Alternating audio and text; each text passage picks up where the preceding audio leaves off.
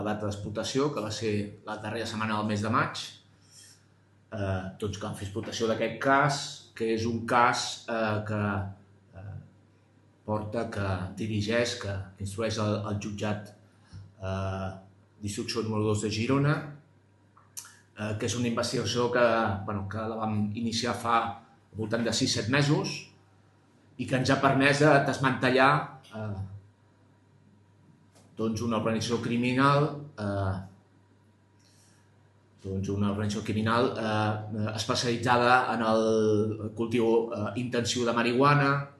en el tràfic de drogues i en el blanqueig de capitals, en el blanqueig del benefici generat per aquest tràfic de drogues. L'explotació va ser important, per tant vam haver d'activar una xifra important d'efectius de diferents unitats del cos per poder donar resposta a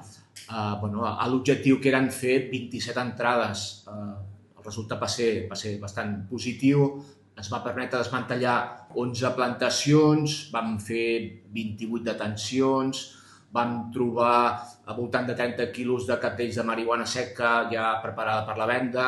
vam trobar al voltant de 250.000 euros que tenien amagats dins de les cases, vam trobar 11 armes llargues i 4 de curtes que utilitzava l'organització per poder defensar les plantacions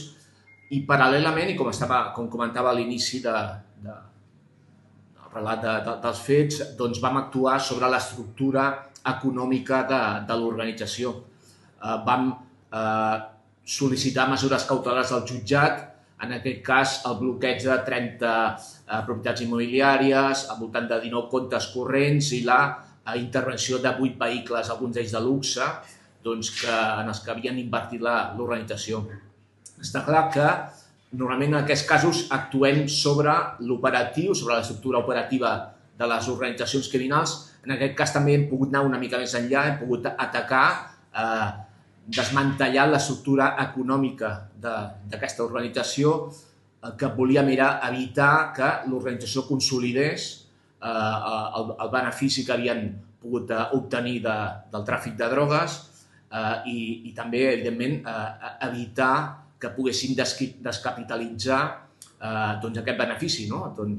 És habitual en aquestes situacions que les organitzacions, utilitzant terceres persones, evitar que es pugui fer traçabilitat d'aquestes compres de domicilis d'empreses o de vehicles de luxe i d'aquesta forma intentar aconseguir que l'administració de justícia no pugui actuar sobre ells. En aquesta actuació hem pogut desmantellar totalment l'estructura econòmica i l'operativa d'aquesta organització criminal, la qual cosa ha fet que siguin capaços de poder segurament recuperar la seva activitat delictiva que feien fins ara.